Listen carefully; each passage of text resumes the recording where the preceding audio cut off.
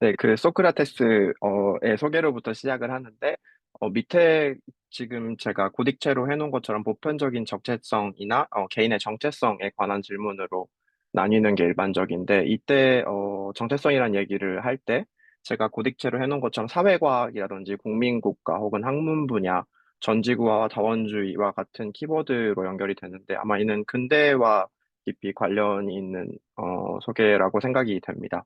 그리고 일본의 지식인들 또한 19세기 후반부터 세계 각지를 방문하고 타자성을 실감하게 되고 이에 대해 연구를 집중하게 되었다라고 저서에서는 소개를 하고 있습니다.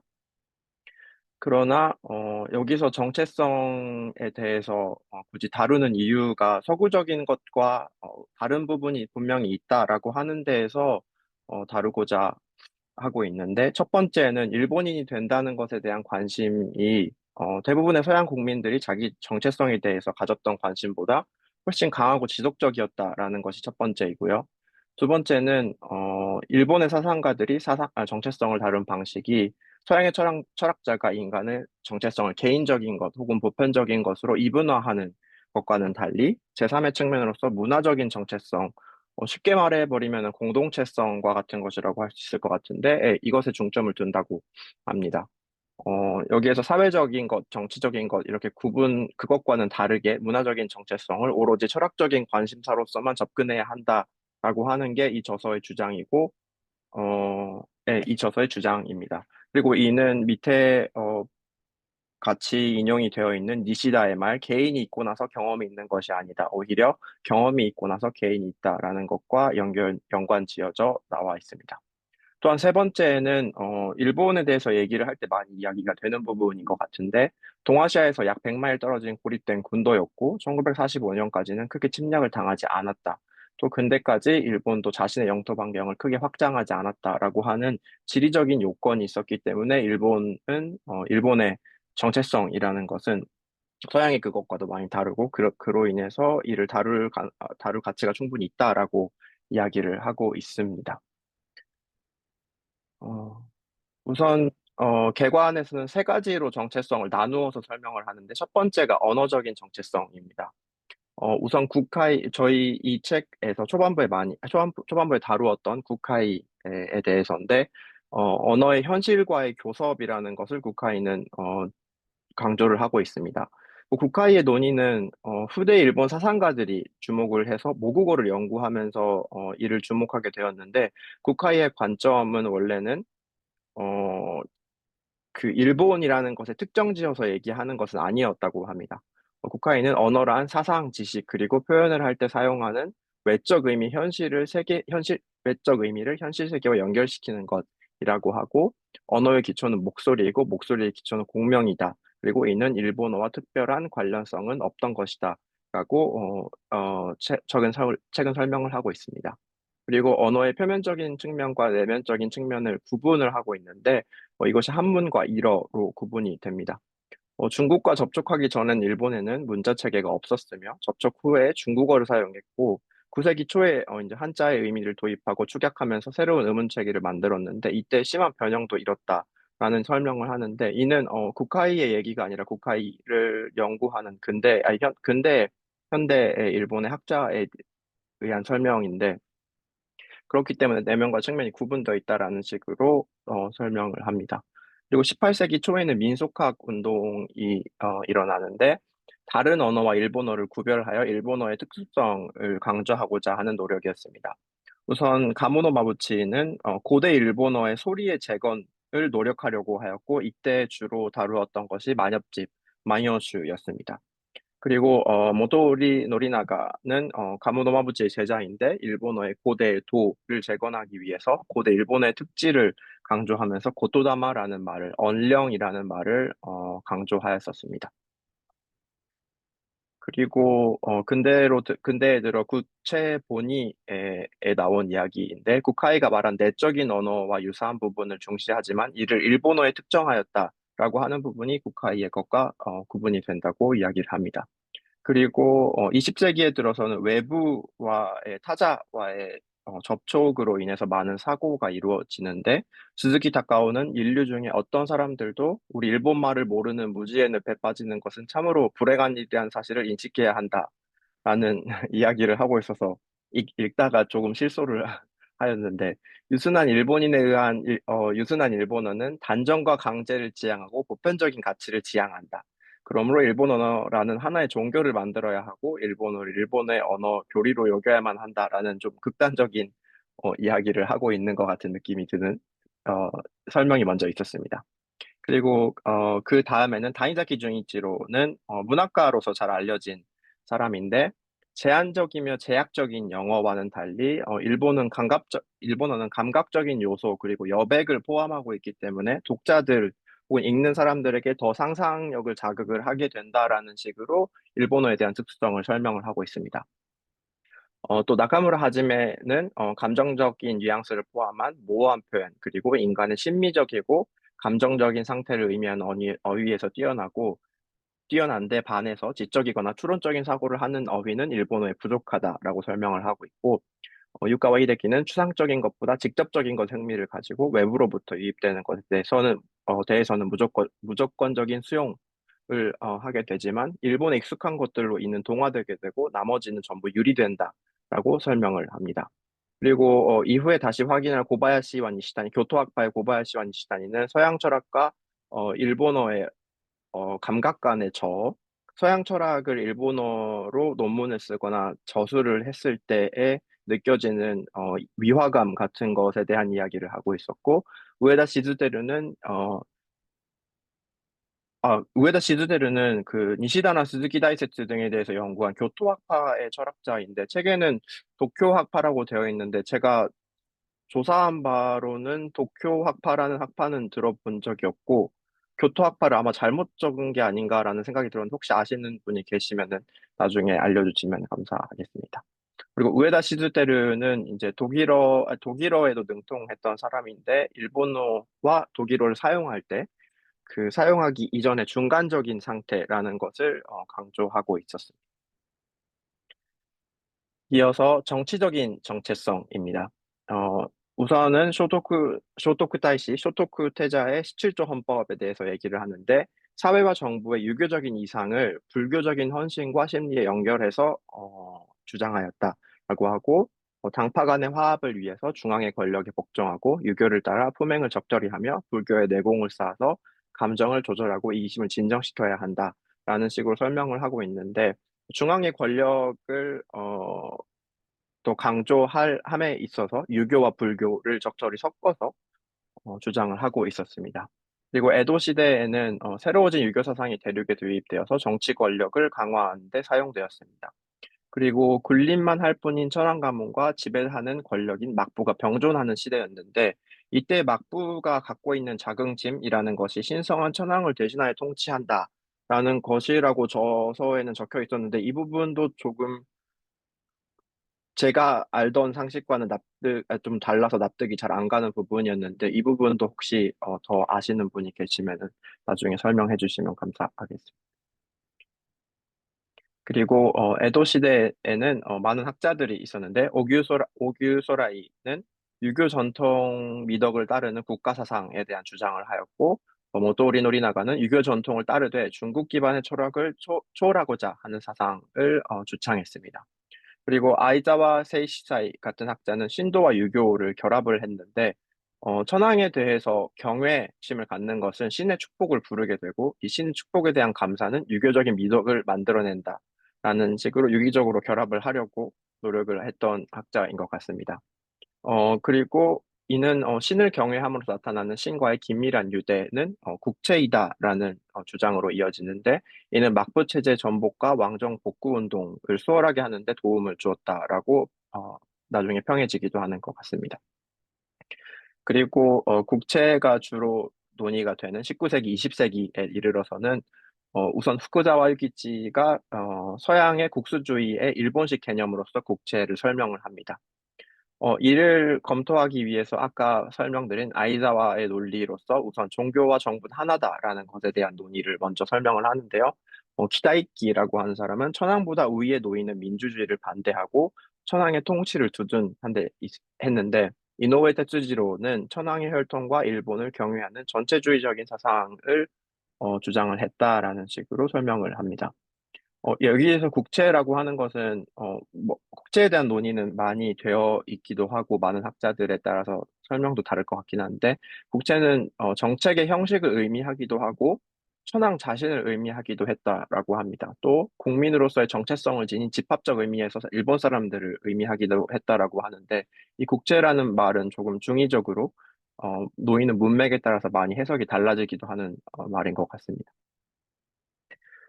이어서 또 거물이라 할 수 있는 니시다 키다로인데, 이는 뒤에 이어지는 근대 초급 논자들의 선생이기도 하고, 교토학파의 원점이기도 한 학자입니다. 1944년에 낸 국채를 이론화하기라는 문장에서는 천황의 일본 창조설을 부정하고, 국채 이론이 일본과 일본 천황에만 국한된다는 것 또한 거부했습니다. 그리고 개인이 국가에 종속된다는 것 또한 거부했습니다. 어, 특수한 존재인 동시에 전체적인 존재로서 하나의 민족은 영원한 가치를 창조한다라고 니시다 키타로는 설명을 하는데, 이때는 신이 인간을 창조하는 것이 아니라 인간이 있고 인간이 신을 이후에 경험을 통해서 만들어낸다라는 식의 주장이었습니다. 그리고 국체라는 것은 국민이 자신의 세계 혹은 세계관을 형성하는 주체로서 스스로를 인식하는 모델이라고 설명을 하고, 이는 민주주의와도 같은 국가의 모델이라고 이야기를 합니다. 그리고 이를 설명하면서 일본의 신화를 채용하여 설명을 합니다. 마지막으로 세 번째인데 종교적 정체성입니다. 7세기에는 국가와 개인을 뒷받침하는 모델로서 불교가 사용이 되었고, 8세기에는 천황의 신성성을 강조하는 종교색이 있었습니다. 그리고 해이안 시대에는 종교 혼합주의에 대한 거부감이 종종 드러나기도 했는데, 그 예가 신란, 정토진종의 창시자인 신란입니다. 신도를 민속 종교의 관행으로 보지만 부처의 가르침이 훼손된 징후라고 보며 신도에 대한 거부감을 드러냈었습니다. 그리고 가마쿠라 시대에는 불교 안에서의 종파 간의 충돌이 잦았던 시대인데, 니칠에는 법화경을 강조하면서 이러한 종파 간의 충돌에 대한 비난을 한 문장이 실려 있었습니다. 그리고 에도 시대에 들어서는 유교와 신도 간의 도에 대한 논쟁이 이루어졌는데, 예를 들면 대표적으로 유교학자인 이토진사는 선불교는 그 무엇보다도 도덕적이지 않고 일상생활과도 관련이 없으며 사회와 국가에 도움이 되지 않는다라는 논의를 하였고, 그 이후에 기독교를 반대한 스즈키 쇼상 혹은 신도와 불교 그리고 유교의 정수를 도입하여 세 가지를 융합한 사상을 만들고자 했던 이노미야 손타크도 소개가 되어 있었습니다. 그리고 19세기 중반에 들어서는 기독교의 유입과 불교의 세약 그리고 국가 신도의 부상이 이루어지게 됐는데, 위토학파에서는 천황 계승과 유교적인 미덕을 합쳐서 신도의 교리를 완성했고, 불교는 이에 섞이지 않고 독립되었다라고 설명이 됩니다. 히구치 류오는 유교와 신도, 천문학 그리고 기독교에 대한 적대감을 표명하기도 했고, 했는데, 이후에는 그저 불교에 대한 보호가 없어진다든지 불교에 대한 비난이나 학술적인 비판이 많았던 데 반해서 이후에는 물리적인 공격도 감행이 되곤 했었습니다. 그리고 이후에 우찌무라 간조는 일본의 문화와 기독교의 신이 부조화를 이루는 것이 아니라 일본 문화 이루기에는 기독교의 신이 보편적으로 작용되었다라고 하며 기독교를 채용하였고, 일본식 기독교의 발전을 꾀한 학자였습니다. 그리고 1930, 40년대에는 주지하시다시피 신도 사상에 의해서 불교가 배척을 받게 됩니다. 다나베 하지메는 국채를 통해 재창조된 그 안에서도 국채를 통해 새로 재창조된 일본 불교라는 것을 주장을 하였고, 스즈키 다이세츠는 전후 상황의 희망으로서의 불교를 보았습니다. 우메하라 다케시는 부처의 메시지와 현대 기술적인 세계와의 관련성을 설명하면서 대승불교를 통한 욕망 자체에 대한 재평가가 가능한 것이 아닌가라는 주장을 하고 있었습니다. 여기까지가 개관의 내용인데, 이후로는 여섯 항목에 들어서 문화와 정체성에 대해서 조금 더 집중적으로 보고자 합니다. 두 번은 후칸사이 하비양 그리고 모리 아리마사는 인물이고, 중앙공론 근대 조국 이 부분은 근대 초국에 관한 논쟁, 네 가지 논쟁을 주로 다룬 부분입니다. 그 이후에는 다케우치 요시미 그리고 가라타니 고진까지 다루게 되겠습니다. 우선 후칸사이 하비안이라는 사람에 대한 논의는 연구가 그렇게 많은 부분은 아닌 것 같습니다. 적어도 온라인으로 논문을 찾았을 때는 그렇게 많이 나타나진 않았었는데, 이분은 본명은 아마 파비앙, 인 것 같습니다. 유년 시절 태어난 것은 일본인 것 같은데 유년 시절은 선종 사원에서 교육을 받았고 10대 후반에는 기독교를 개종을 하게 되고 1586년에는 예수회의 수도사로 임명을 받게 됩니다. 그리고 1592년 쯤에는 동료 수도사들에게 일본 문학을 가르쳤고 헤게모노가타리 평시 이야기라고 하는 것을 구어체 일본어로 번역하여 출판한 사람이기도 합니다. 그리고 1605년에는 이 이후에 다룰 묘정문답이라는 책을 펴내서 기독교 옹호자로서 이름을 날렸는데 1608년에는 예수회를 등지게 됩니다. 그 예수회를 등지게 된 이유를 이 책에서 설명하는 것은 예수회에 속한 일본인이 차별을 받는 것에 대해서 반감을 느꼈기 때문에 예수회를 등졌다라고 설명이 되는데 그 부분은 조금 납득이 가지 않는 부분이 있어서 이 부분도 혹시 자세히 아시는 분이 계시면은 나중에 알려주시면 감사드리겠습니다. 그리고 예수회를 등지게 되고 나서 10여 년 뒤 기독교 탄압에 적극적으로 가담을 하게 됩니다. 그리고 옆에 있는 그 파비앙이라고 써져 있는 이 그림은 기리시탄 모노가타리라고 하는 것에 실린 그림 중에 하나입니다. 우선 두 가지 얘기가 있는데 첫 번째가 유일신을 부정하기 위한 논설입니다. 죄송합니다. 그 앞이군요. 유일신을 설파하기 위한 논설입니다. 이는 예수엘 등직 이전에 나온 묘정문답이라는 책에 대해서인데, 불교와 신도 모두 유해한 교리를 갖고 있고, 이성에 기반을 둔 뛰어난 사고력과 열린 마음으로 진실을 아우르는 것이 기독교이니, 기독교를 믿을 것을 주장을 합니다. 현세의 안정과 내세의 구원이라는 것이 있다고 한다면, 그 안에서도 구원이라는 것을 강조한 인물이기도 합니다. 그리고 만물의 창조주로서의 천주는 인간의 운명을 지배하며 영적인 실체이다라는 식으로 유일신을 선포하기 위한 논설을 행하는데 15년 뒤에 문장에서는 유일신을 부정하기 위한 논설을 행합니다. 어째서 천주의 추종자들은 마치 천지를 창조한 신이 누구인지 자신들만 아는 것처럼 주장하는 것인가? 말은 많으나 실속이 없다라고 하며 무하지 못한 천주가 아닌 신으로서의 부처 혹은 일본의 카미라고 하는 것에 대해서 칭송을 합니다.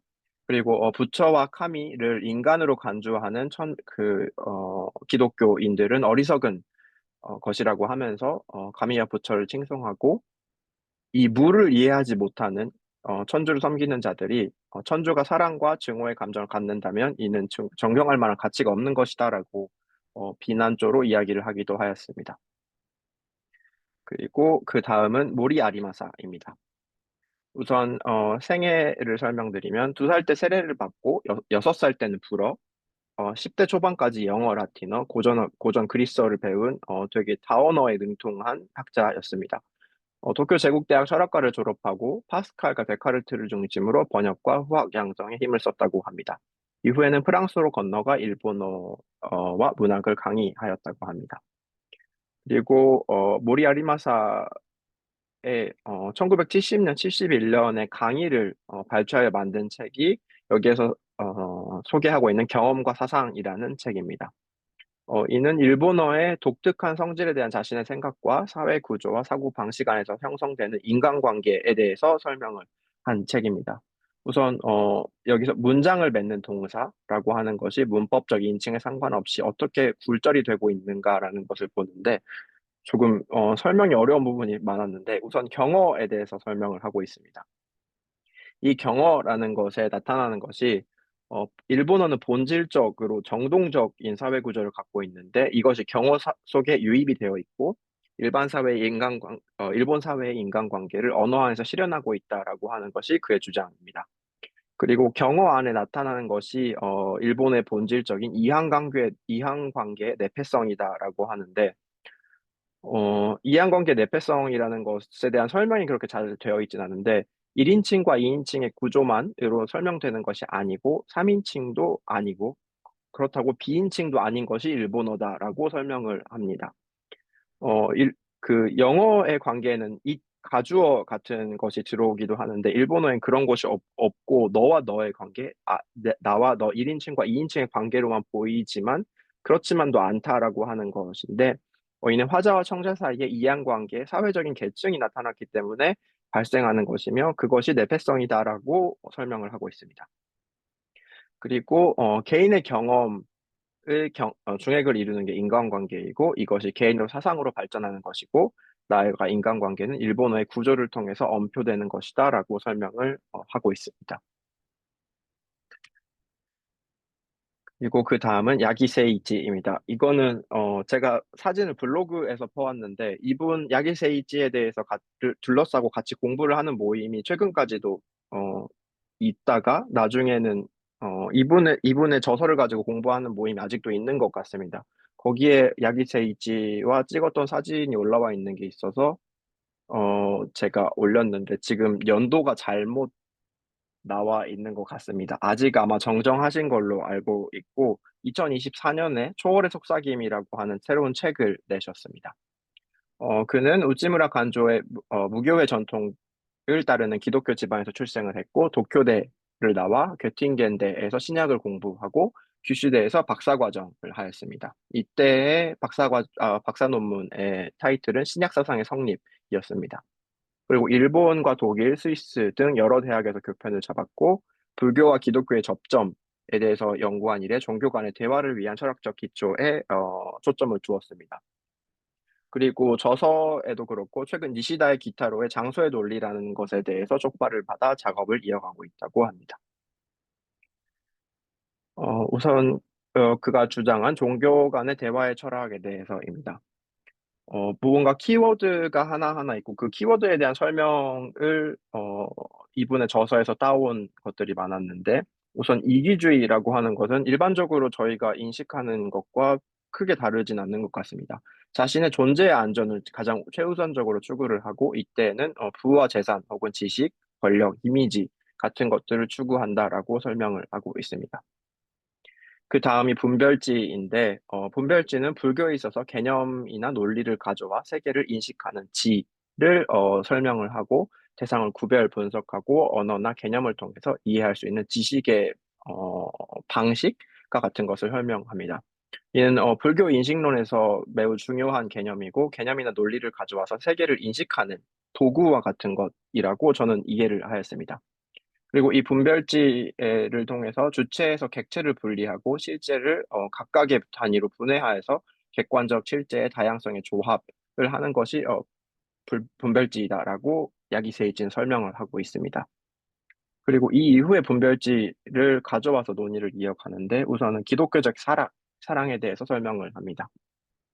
기독교적인 사랑은 이기적인 자아 실현 방식을 극복하는 방안이다라고 설명을 하는데 사랑 안에서 인간 실존의 근본 구조가 드러나고 사랑을 할 때 인간의 자기 본성을 이해하게 되며 자기는 사랑의 주체와 객체라는 본래적인 모습을 찾게 되는데 이것이 자기 인식이다라고 합니다. 그러나 이는 결국에는 인격적인 관계에 유리한 것도 사실이다라고 설명을 합니다. 그리고 통합이라는 키워드에 대해서는 극과 극 사이의 관계를 통합이라고 부르는데, 인간관계 안에 나와 너의 사이가 극과 극의 관계라고 이야기를 합니다. 그리고 이 전형적인 예가 그리스도의 몸으로서의 성도들의 공동체이다라고 설명을 하는데, 다시 말해서 여러 개인으로 구성된 시스템과 같은 것이라고 설명할 수 있습니다. 그들은 각각은 독립적이지만 다른 이들과 분리되어서는 존재할 수 없다라고 설명을 하는데 그 예로서 음악의 예를 듭니다. 음악의 각각의 음표들이나 한 가지 음들은 각각으로서는 독립적이긴 하지만 다른 것들과 분리되게 되면 음악으로서 치부되지 않는 그런 예를 들어 설명을 하고 있었습니다. 그리고 그 다음이 불교의 깨달음인데 어, 주체는 우선 자신을 객관화하고 그 객관화된 자신을 자기라고 여기는데 그러한 객관화를 통한 인식에서 자유로워져야 된다라고 하는 것이 불교의 관점이라고 설명을 합니다. 객체화나 관념화, 실체화 같은 것, 즉 객관화된 자신을 인식하기 위한 도구, 즉 분별지라는 것인데 무언가를 판별하기 위한 이신론적인 틀에서 벗어나서 자유로워지면 주체와 객체는 다른 것도 동일한 것도 아니다라는 것을 알게 된다라는 식으로 설명을 합니다. 즉, 객체와 분리된 주체도 없고, 주체와 분리된 객체도 없고, 주체와 객체는 하나도 아니고 둘도 아니다라고 이야기를 하는데, 이 부분이 주체 객체 이분법을 넘어서려고 하는 니시다의 장소의 논리에 영향받은 부분이 아닌가라는 생각을 하였습니다. 그리고 마지막으로 생애 서원, 인데 영어로는 Law of Life라고 번역이 있었던 것 같습니다. 어, 우선 아까 분별지와 이어져서 이기주의의 자기긍정과 분별지는 한데 묶여 있다라고 이야기를 합니다. 즉 분별지도 결국에는 그렇게 긍정적인 것으로서 설명되지 않는 것 같은데 신앙을 통해서 이 분별지와 이기주의적인 자기긍정을 극복할 수 있다라고 하는 것이 그의 주장입니다. 기독교와 정토적인 신앙의 결과라는 것은 전체 인간 존재가 초월에 의해서 긍정되고 탄생된다는 사실에 눈뜨게 되는 그런 방식으로 단순 자아가 포기되는 것이다라고 설명을 합니다. 이를 통해서 몸과 자아라고 하는 것이 조화를 이룰 수 있게 되고 이때 인간은 자신의 생을 이해하게 된다라고 설명을 합니다. 그리고 이러한 장으로서의 생이라고 하는 것이 불교, 기독교 모두에게 있어서 매우 중요한 것이고 이를 생의 서원이라고 부릅니다. 그리고 이 생의 서원이라는 것이 이어지는 것이 정토종에서는 정토라고 하는 것이고 성경에서는 에메트라고 하는 것이었는데 히브리어로는 진리, 신실함, 확실함 등을 의미하고 유대교에서는 하나님의 속성을 설명할 때 그리고 기독교에서는 궁극적인 진리를 설명할 때 사용하는 에메트라는 단어와도 이어진다라고 설명을 하고 있었습니다. 그리고 이후로는 근대 초급 논쟁의 일부인 어, 세계사적 입장과 일본이라는 것을 우선 돌아보겠습니다. 1941년 11월부터 1942년 11월 사이에 1년간 교토학파의 4명의 교수가 세계사적 입장과 일본이라는 토론을 벌이며 이는 이후에 서적으로 발간되었습니다. 그게 오른편에 보시는 사진입니다. 이는 지금 국립국회 도서관, 일본의 국립국회 도서관에서 무료로 온라인으로 열람을 하실 수 있습니다. 그리고 이것과 더불어 동아공영권의 논리성과 역사성, 그리고 근대의 초급, 그리고 마지막으로 총력전의 철학까지 이 네 가지를 포함해서 근대의 초급의 논의로 본다라고 하는 게 일반적인 것 같고 이후에 볼 다케우치 요시미도 그런 식의 주장을 하고 있습니다. 이 중앙공론의 논의를 이어갔던 네 명의 교토학파 학자들에 대한 설명인데요. 우선 니시다나 다나베로부터 영향받은 교토학파의 대표적인 철학자들 중에 아, 교- 대표적인 교토학파 철학자들입니다. 우선 고사카 마사아키는 교토 제국대학을 졸업을 하였고 일본 전통사상과 서양 철학의 연결을 시도하였으며 헤겔과 칸트 철학을 주로 다루었습니다. 코사카는 니시다의 무에 대한 논의와 정체성에 대한 논의를 이어갔다고 합니다. 그리고 고야마 이와오는 교토 제국대학 문학 박사를 하였고 근대 초급 논쟁에도 참여를 하였으며 공동체 전통과 현대 조화 그리고 현상학에 대한 관심을 가지고 있었습니다. 그 니시다 니케이지는 불교 사상과 서양 철학의 융합을 시도하였던 인물이고 선불교와 하이데거의 존재론 그리고 기독교 신학 간의 비교 철학을 행하였습니다. 마지막으로 스즈키 시게타카인데 그는 교토제국대 철학과를 졸업을 하였고 일본 전통과 현대와의 조화를 꾀하였습니다. 역사 철학을 다루었던 인물입니다.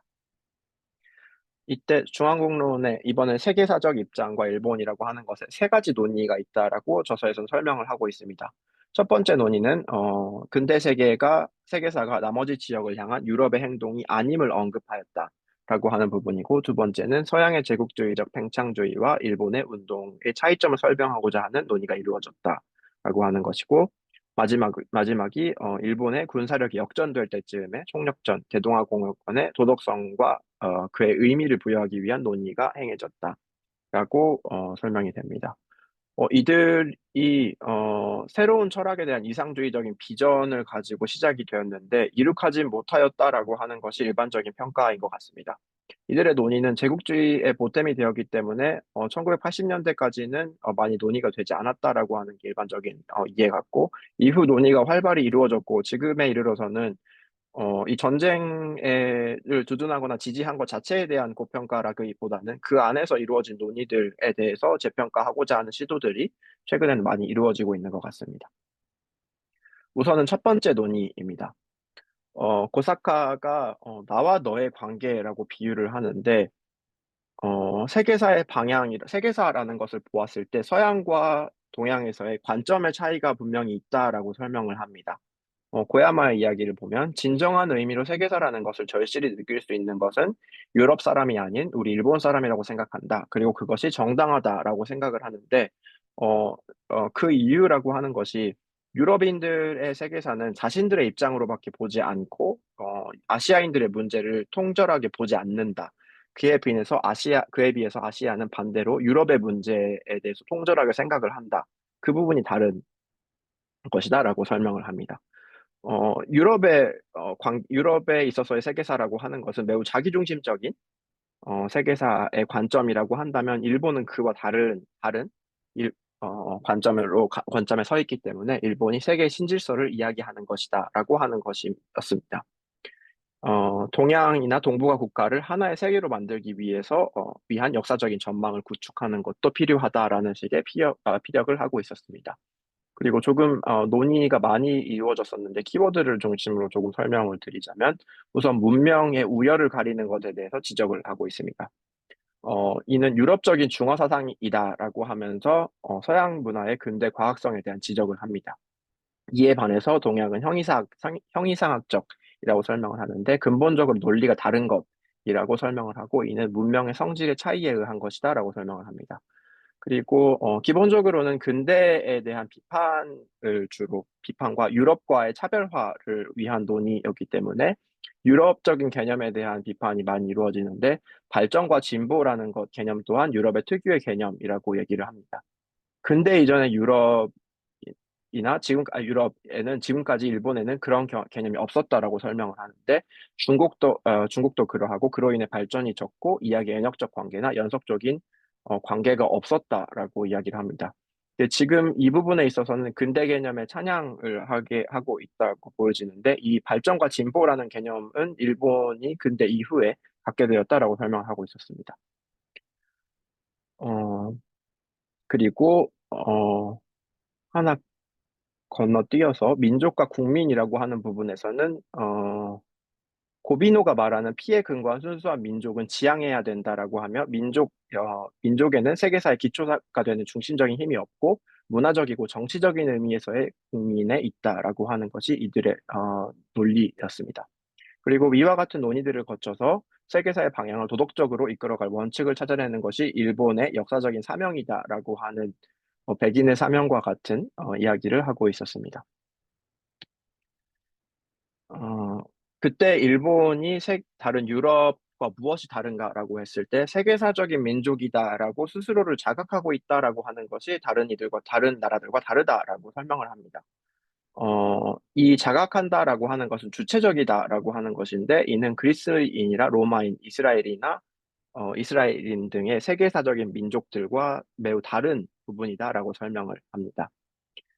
자기 세계를 확장한 것이 결과적으로는 세계사적인 주체가 되는 과거의 민족들, 방금 열거한 그런 민족들인데 이들과 대조적이고 일본은 민족적 기저에 입각한 근대 국민국가다라고 하는 것이 차이가 있다라고 설명을 합니다. 그리고 그 이후에 독자적인 모럴 에너지를 지닌 민족이다라고 계속 설명을 합니다. 이 모럴 에너지는 랑케의 용어, 역사학자인 랑케의 용어인데 일본어로는 모랄리슈 에네르기, 아마 독일어에서 그대로 가져온 용어가 아닌가 싶습니다.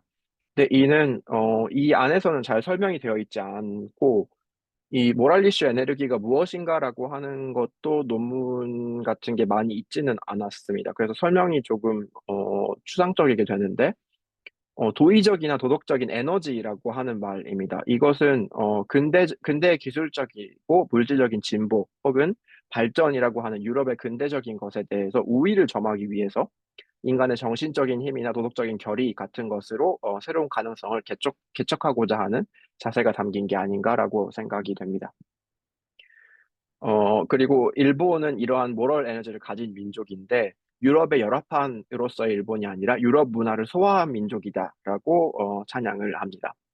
사람은 모방하는 존재라고 하지만 거기엔 주체성이 있다라고 설명을 하며 앞뒤가 다른 유럽식 제국과는 달리 대체로 훨씬 레벨이 낮은 민족, 여기선 조선민족이나 중화민족 등을 들 수 있겠는데, 을 끌어당겨서 양육하고 민족적인 자각을 가지게 하고 대동아권을 자발적, 주체적으로 짊어질 수 있는 힘을 만드는 것이 역사적인 사명이다라고 설명을 합니다. 대동아라는 것 안에서 독립을 설명을 하는데 그 안에서의 공존을 위한 공동 책임을 가진다는 연대적인 독립입니다. 단순히 독립만으로는 안 되며 독립을 주기 위해서는 그 민족의 지금까지의 정신을 바꾸어야 된다라고 설명을 하며 대동아권 내에 민족 중에서 우수한 소질을 가진 이를 소위 반일본인화하는 것이 가능하지 않을까라는 등의 논의를 이어갑니다. 이 외에도 이해 정신, 이 특수한 국체를 가진 일본 국가가 이러한 모럴과 크게 연관이 있다라고 하며 집이라고 하는 것에 대한 강조도 이루어졌었습니다. 그리고 세 번째 논의, 마지막 논의가 민족 중 일부를 일본화하기라고 이름을 지었는데 위의 논의를 뒷받침하기 위해서 고정적인 민족성에 대한 의문을 제기합니다. 즉, 고정적인 조선민족, 고정적인 일본민족이라고 하는 것에 대한 의문을 제기하면서 고사족에 대한 예도 있었는데 뛰어난 이들을 데려와서 일본인화하는 것에 대한 설명입니다. 주체적으로 일본 민족 되기라고 하는 것이 매우 중요하며 교육에 의해서 철저하게 일본인화하는 것이다라고 설명을 합니다.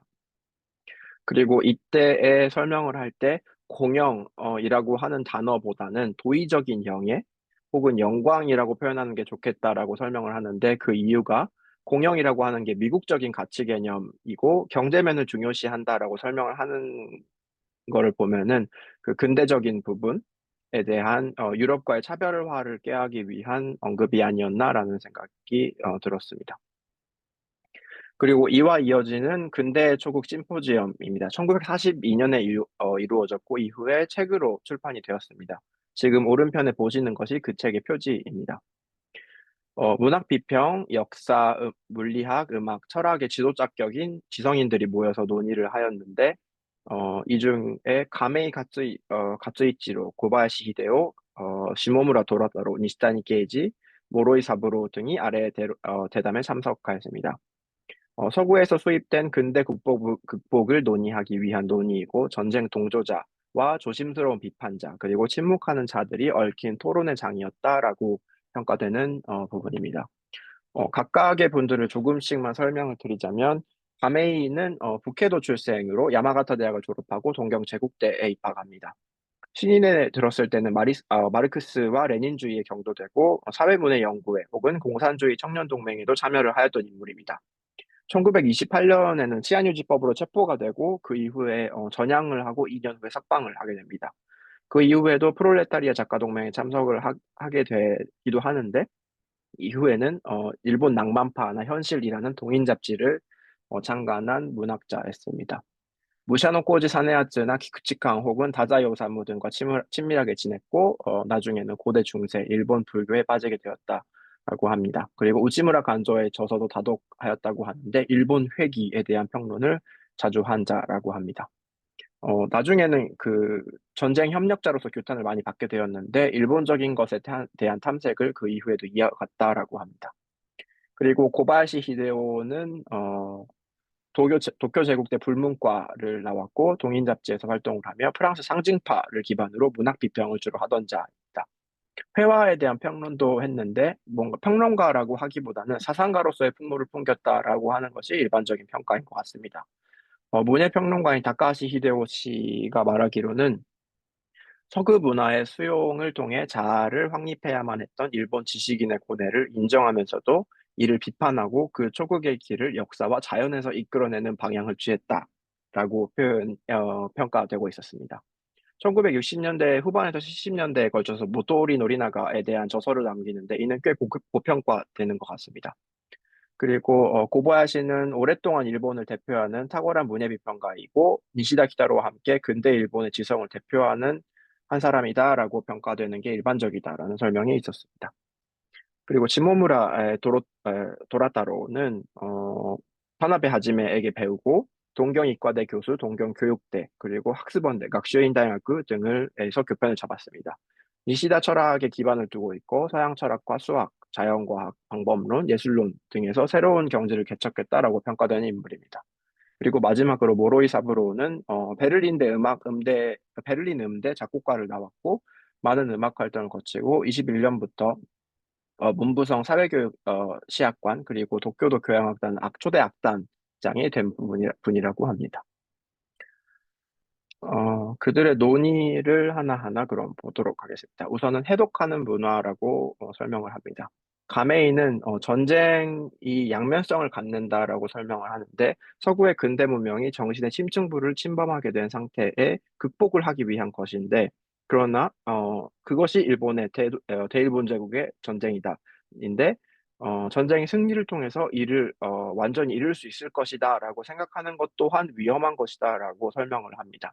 그리고 그 이후에 그의 언급인데 전쟁보다 무서운 것은 평화다. 평화를 위한 전쟁이란 나쁜 치장에 불과하다. 노예의 평화보다 왕의 전쟁을이라고 하는 부분이 이 마지막 구절이 꽤 많이 유명하게 유통이 되는 것으로 알고 있습니다. 그리고 정신의 탈기계화라는 설명을 하는데 이 기계라는 것은 물론 근대와 이어져 있는 것입니다. 시모무라는 본질이 자유인 정신이라고 하는 것이 노예화되어 버려 있다라고 설명을 합니다. 어, 근대 정신이라고 하는 것은 자연을 따르는 것에서 지혜를 찾던 고대 현자들과는 다르게 자연을 변용시킬 수 있는 정말 객관적으로 자유로워지는 객관적인 독립이다라고 이야기를 합니다. 이는 물론 비판 대상인데 이에 반해 고대 현자들은 혼을 훈련시켰다라고 이야기를 합니다. 그런데 고대에는 혼과 정신을 대비시켜서 설명을 했는데 현대 신체라고 하는 것은 단순한 육체가 아니고 새로운 신체를 갖는다라고 설명을 합니다. 기계 문명으로 인해서 새로운 신체가 만들어진 것인데 그렇기 때문에야말로 정치적, 사회적, 국가적인 방법론과 신학론이 필요하다라고 설명을 하고 있었습니다. 그리고 주체적인 무의 논리에 대해서 이야기를 하는데 이는 물론 니시다의 무라고 하는 것에서 차용한 것입니다. 니시타니는 주체적 무의 입장에 대해 설명을 하는데 인간을 구성하는 것을 몸과 마음이라고 설명을 했을 때 이것을 빼고 보면은 사실은 아무것도 남지 않는다. 그렇지만 아무것도 남지 않는 곳에 무언가 남아있다라고 설명을 하면서 그것이 주체적인 무이다라고 설명을 합니다. 이 주체적인 무라고 하는 것이 과학의 시야 안으로 들어오지 못하는 유일한 것이고 주체가 되어 우리의 진정한 주체성의 입장이 드러나는 것이다라고 설명을 합니다. 의식적인 자아를 탈락시킴으로써 이르게 되는 무아, 무심이라고 하는 것, 이러한 절대 부정을 통해서 절대 긍정을 자아내는 것이 동양적인 종교성의 특징이고 종교적 문화와 과학 관계상의 난점을 타개하는 유일한 길이고 진정한 의미에서의 자유주의, 그리고 동양적인 자유주의다라고 설명을 하고 있습니다. 그리고 주체적인 무가 중요하는데 이는 자각이 어렵고 그 방도가 매우 현실적이라는 특색을 갖고 있다라고 하는데 그러한 현실적인 방도라고 하는 것이 각자의 일터에서 드러난다라고 이야기를 합니다. 그러면 그 일터 안에서 우리 현실은 뭐냐라고 했을 때 국민으로서의 현실이다라고 이야기를 하면서 국가가 개인적인 자유를 억압할 수밖에 없는 이유를 말을 합니다. 이는 국가로서의 내적인 통일을 강화하기 위한 것이다라고 하며 세계 신질서 수립과 대동아 건설이 그 목표이다라고 이야기를 합니다. 이들을 통해서 국가 자체 윤리를 실현하는 것이 우선이고 이는 때에 따라서 다른 민족이나 국가를 식민지적 착취 대상으로 삼는 불의와도 이어질 수 있는 것이다라고 하며 일본 제국의 국민에 대한 통제를 정당화하고 있었습니다. 그리고 아까 모로이 작곡가인 모로이의 탈낭만주의 음악에 대한 설명인데 근대 음악을 극복하고 감각적 자극의 예술을 벗어나 정신의 예술을 추구해야 한다라고 하는 게 주장입니다.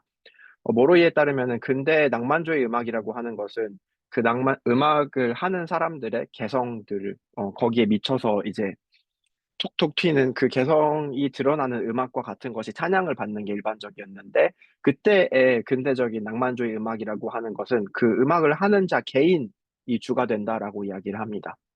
유럽의 음악은 노래를 부르는 기분이 주인데 동양의 예술은 이야기에 있다라고 이야기를 합니다. 그의 이야기인데 여러분이 그 노래를 듣고 즐기는 것이 아니라 그 지은이가 말하는 심정이 스며드는 방식이 동양의 방식이고 이것이 위와 같은 초국들과 이어진다라고 모로 있는 설명을 하고 있었습니다.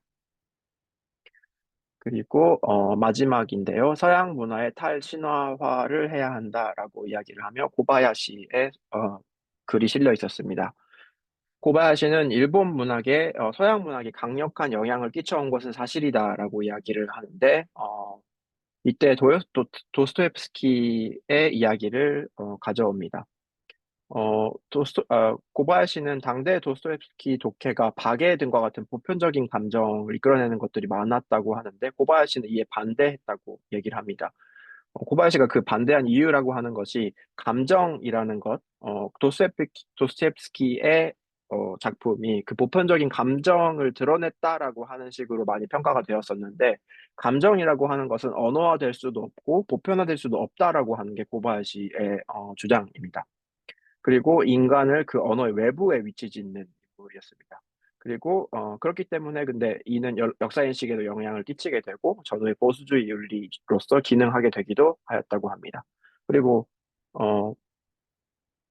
어, 고바야시가 보통 주안점을 두었던 것이 보편의 문제라기보다는 번역 불가능한 개인이라는 것에 초점을 두었는데 예를 들어서 제와벌이라고 하는 작품에서는 기독교적인 사랑으로 읽어내는 게 당시에는 많았는데 언어를 통해서 그 투명한 사랑이 드러나는 게 아니고 그 할머니를 죽인 주인공이 라스콜리니코프가 자신의 그 죽인 행동에 대한 이유를 계속해서 이제 이론적으로 설명을 하려고 언어화를 시도하는데 그게 계속 실패하는 그런 뭐라고 할까요? 유머라고 해야 될까? 희화화라는 것을 그는 읽어냈던 사람입니다. 그리고 책에 소개된 내용 안에서 도스토옙스키에 대한 설명은 걸작이라고 하는 것은 시대에 굴복하지는 않지만 그렇다고 시대에 떨어져 나오지도 않는 어떤 스태틱한 긴장 상태에 있는 것이다 라는 식으로 설명을 하고 있습니다. 즉, 이 그 도스토옙스키라고 하는 이가 근대라고 하는 것에 근대라고 하는 유럽에서 나온 문학이긴 하지만 그것에 굴복한 문학은 절대 아니인데 그렇다고 해서 그와 완전히 분리된 것도 아니며 긴장 상태 중간에 있는 긴장 상태에 놓인 것이며 그것이 걸작이 된 조건이 아닌가라고 설명을 하고 있었습니다. 그리고 니시타니는 역사의 변화 불변이라고 하는 것, 그 뒤에 니시타니 이야기가 나오는데, 역사의 변화와 불변은 분리 가능한 것이 아니고 계속 충돌하고 있다라고 이야기를 합니다. 즉, 계속해서 영원한 역사라는 것이 있고, 변화하는 역사라고 하는 것이 있는데, 이것이 계속 충돌하고 있다라고 이야기를 하는데, 아마 와 비슷한 취지로 한 이야기가 아닌가라는 생각이 듭니다. 그리고 이들의 근대의 촉 논쟁을 나중에 신랄하게 비판을 한 다케우치 요시미입니다. 다케우치 요시미는 제가 설명을 안 드려도 되게 엄청 유명한 중국 문학학자입니다. 책에서는 중국 학자, 문학사회 비평가라고 설명이 되어 있었습니다. 전후 일본의 지도자격인 지성인 중에 한 명입니다. 1931년에 도쿄 제국대 중문과를 입학하게 되고 중국 문학연구회를 본인이 설립을 하고 몇 차례 중국을 방문을 거치게 됩니다. 그리고 이때 루신이나 순원과 같은 중국 문학자들에 대해서 눈을 뜨게 됩니다. 그리고 책에는 대동아 전쟁에 대한 지지 선언이 있었다라고 설명이 있었는데 제가 알기로는 대동아 전쟁에 대한 지지 선언이 있었다라고 하는 것을 찾지 못하였기 때문에 이 부분은 올바른 기재인가라는 의문이 들어서 혹시 이 부분도 아시는 분이 계시면은 알려주셨으면 합니다. 그리고 게이오대나 도쿄 도립대에서 강의를 하고 있었는데 그는 뭐 마르크스주의 사회주의 민족주의자라고 얘기되는 경우가 많은데 일본 공산당 입당 요청 거절했으나 그와 비슷한 계열인 스루미 슌스케 등과 사상의 과학 연구회에 가입하기도 하였습니다. 그리고 1960년에는 미일 안보 조약 비준에 반대하며 도쿄 도립대의 교수직을 사임하기도 하였습니다.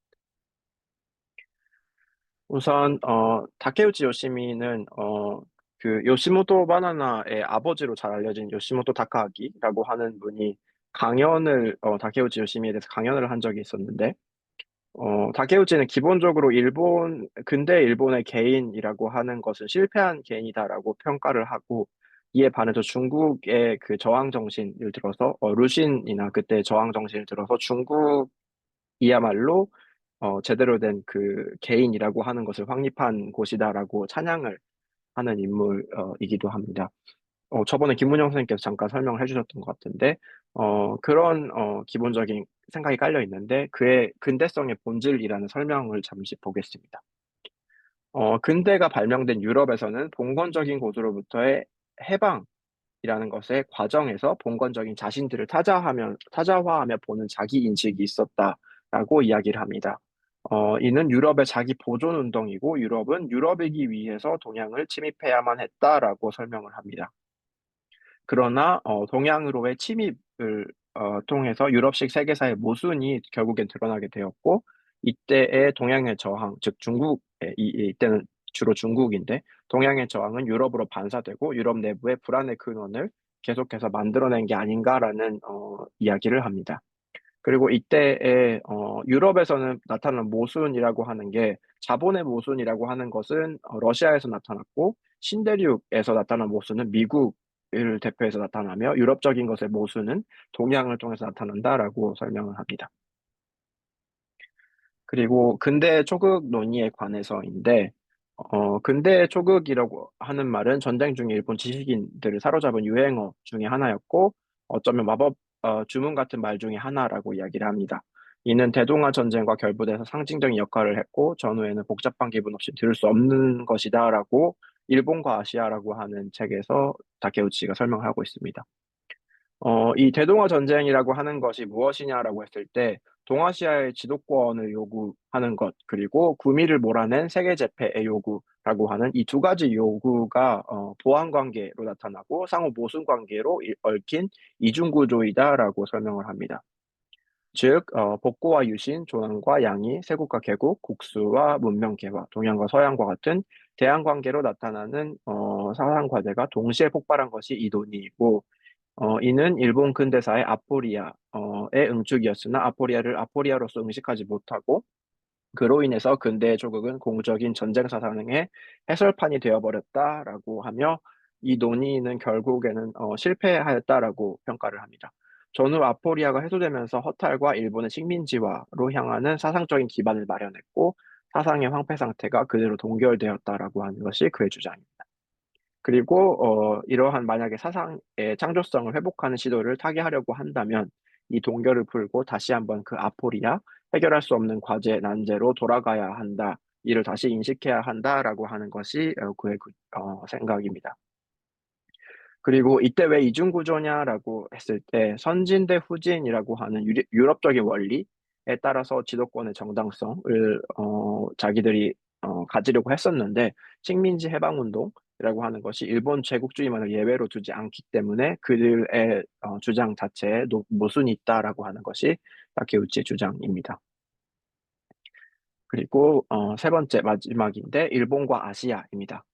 일본의 근대화는 서구의 틀이 그대로 외부로부터 도입된 것이다라고 설명을 합니다. 이에 반해서 중국은 민족적인 것을 중심으로 내세워 왔으며, 그로 인해 근대화가 순수해질 수 있었다라고 이야기를 합니다. 여기에서 그의 민족주의라고 하는 것을 엿볼 수 있는데, 이러한 근대 사회는 세계에 공통되는 것이고, 그것이 등질의 인간의 유형을 낳았다. 즉, 서구식 근대화가 전 세계로 확산되었는데, 이는 서양적인 한계를 갖고 있다라고 설명합니다. 근데 이 서양적인 한계를 일본 틀을 그대로 이어받았기 때문에 여전히 쥐고 있으며, 그것을 스스로 해결하지 못하였다라고 설명을 합니다. 타고르나 루신이 보여줬듯이, 이를 극복하기 위해서는 서구적인 우수한 문화 가치를 보다 대규모로 실현하기 위해 서양을 다시 한번 동양의에서 재포장하고, 거꾸로 서양 자체를 이쪽에 이쪽에서 변혁하는 문화적인 되감기 혹은 가치의 되감기로 보편성을 만들어내는 것이 필요하다라고 이야기를 합니다. 즉, 서구적인 문화 가치 자체를 비판한다기보다는 그것의 우수성을 두고, 그것을 단지 동양식으로 다시 재해석하여서 그것을 다시 퍼뜨려야 된다라는 식의 논의를 하였습니다. 그리고 마지막은 가라타니 고진입니다. 어, 가라타니 고진입니다. 뭐 한국의 선생님들께서 누구보다 잘 알고 계실 거라고 생각을 하는데, 네이버 프로필에 아주 간편하게 설명이 되어 있어서 가져왔습니다. 1941년생이고 도쿄 제국대나 예일대에서 수학을 했고 콜롬비아대, 코넬대, UCL의 유럽 전역에서 강의를 하였습니다. 그리고 이에 대한 설명은 오른편에 사진을 가져온 에, 고쇼코지츠라고 하는 아사히의 책 소개하는 사이트에서 가져온 것인데, 자본주의에 대한 통쾌한 비판, 마르크스에 대한 신선한 해석, 그리고 일본 지적 유산에 대해 자주 침묵하는 배경을 구체화한 자크 락강의 새로운 각색을 한 자다라고 설명을 합니다. 물론 근대 문학의 종언으로 유명하고 한국의 국문학자가 가장 많이 인용한 외국 학자라고 합니다.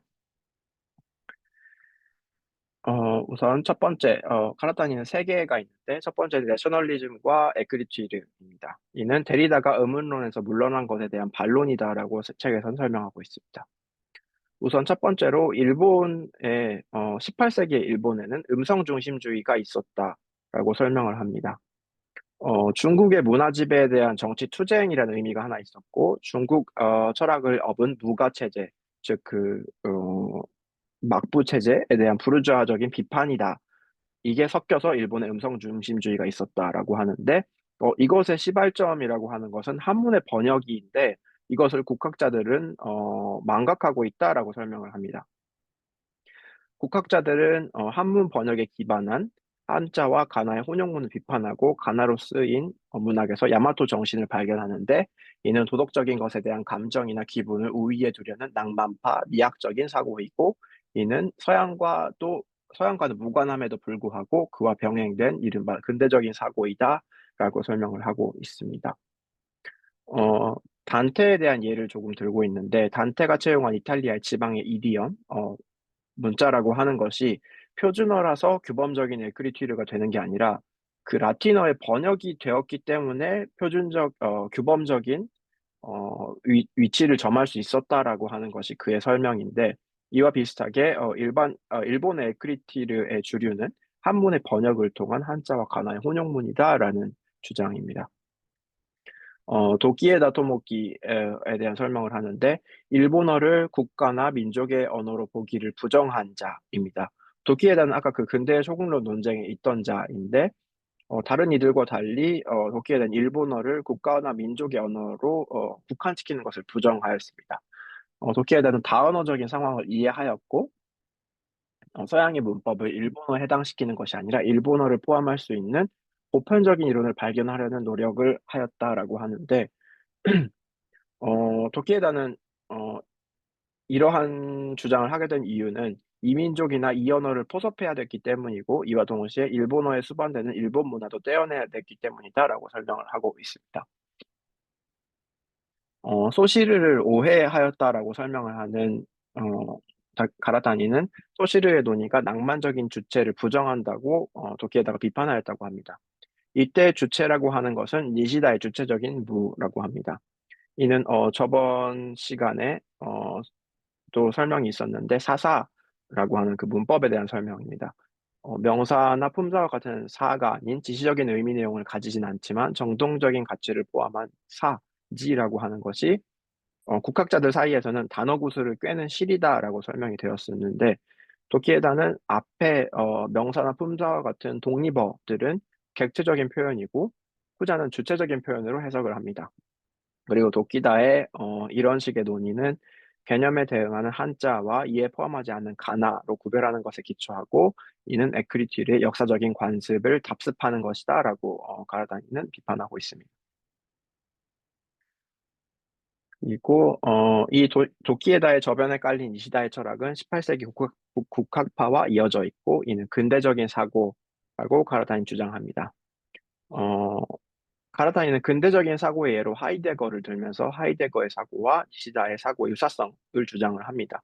근데 가라타니가 역사적이라고 말하는 이러한 근대적인 사고는 하이데거에게는 나치, 그리고 니시다에게는 대동아 건영권의 이데올로그로서 정치적 기능을 갖게 했다라고 하는 역사를 갖는다라고 설명을 합니다.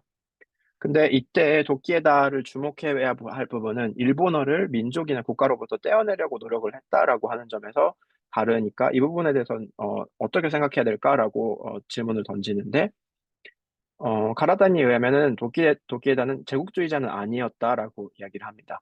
일본어를 강제하는 국어 정책을 공공연하게 비판을 하였고, 일본어에서 일본만의 독특한 문화나 철학을 끌어내는 것을 거절했다라고 이야기를 합니다.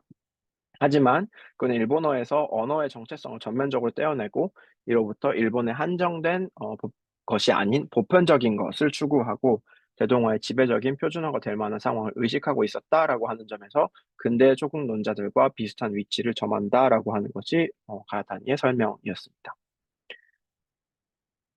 제가 오늘 준비한 것은 여기까지입니다. 경청해 주셔서 감사합니다. 인류학의 숲으로 초대합니다. 인문세닷컴에서 만나요.